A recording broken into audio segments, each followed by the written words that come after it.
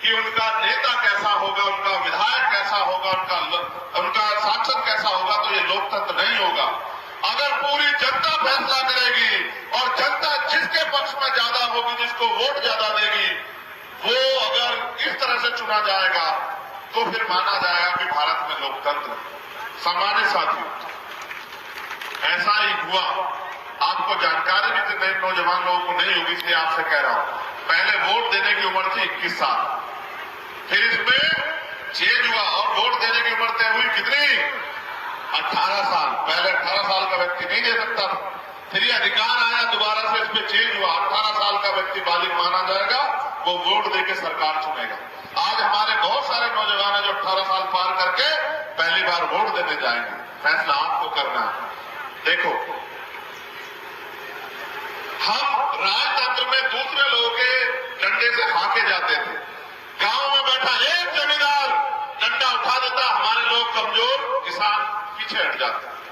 और क्या क्या नहीं सहा आपने। इतिहास का गहालूंगा, तुम्हारे जख्म कुरूदूंगा तो यही रो पड़ोगे। मेरी बात को याद रखना। भारत में ऐसी व्यवस्था है कि मेरे सूरवीरों, मेरे बहादुर योद्धा, सुनो, देवदासी प्रथा थी कि महिलाओं को दान किया जाता, बच्चियों को, और मंदिरों में धार्मिक स्थलों में उनका शोषण होता था। आज भी चलिए इतिहास गवाह पढ़ना, महिलाओं को तट ढकने का अधिकार नहीं था, विधवा विवाह नहीं होता था, बाल विवाह होता था। पहले बच्चों को ऐसे धर्मशास्त्रों में इस तरह की बातें लिख के आपके पहले बच्चों को नदी में दान करवाया जाता था। तमाम तरह की मुसीबतें, पाबंदियां आपके ऊपर थी। आप दिन के उजाले में नहीं निकल सकते थे। आपको अपनी बात को कहने का अधिकार नहीं था, बड़ा मकान बनाने का अधिकार नहीं था, जेब में पैसे रखने का अधिकार नहीं था, सम्मान से जीवन जीने का अधिकार नहीं था, अच्छा पानी पीने का अधिकार नहीं था, अच्छा भोजन खाने का अधिकार नहीं था, अच्छे कपड़े पहनने का अधिकार नहीं था। आपको खेत में भी कोई घुसने नहीं देता था। फिर आया लोकतंत्र। भारत का संविधान एक ऐसा उजाला 26 जनवरी 1950 को कि देश का हर एक नागरिक बराबर।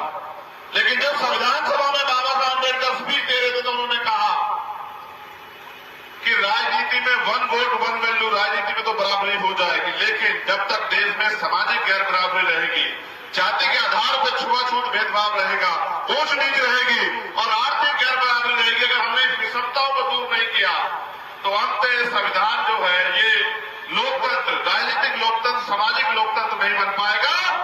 और एक समय ऐसा आएगा कि हमारे लोकतंत्र पे खतरा मंडरा जाएगा। अब गौर करो कैसे आया खतरा। जब बाबा साहब अम्बेडकर लड़ के वोट का अधिकार दिला रहा था तो दुश्मन क्या कर रहा था, सोचो। जब ये दामोदर यादव आगे बढ़ने का प्रयास कर रहा है, इनके विरोधी क्या कर रहे होंगे, सोचो।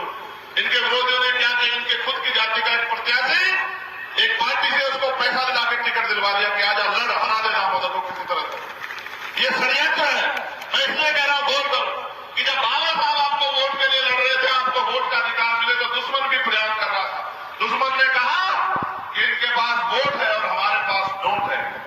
इनकी जरूरत पैसा है, इनको घर चलाना है, इनको रोटी, इनको मकान बनाना है, इनको बच्चों की शादी करनी है, पढ़ाई लिखाई करनी है, करवानी है, इनको इलाज करवाना है, तो इनकी वोट को हम लोग नोट से खरीद लेंगे।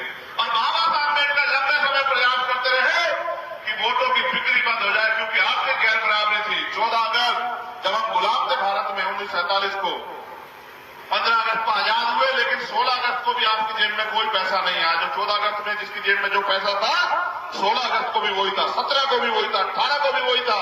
यानी कि देश में राज को बदला, अंग्रेज चले गए, लेकिन ना धन बटा, ना धरती बटी, ना राजपाट बटा, ना उद्योग बटे, ना नौकरी आई, और इन सबको लाने के लिए संविधान आया। तो मैंने कहा दुश्मन ने षड्यंत्र किया। षड्यंत्र ये था कि इनकी वोट को नोट से खरीद लेंगे।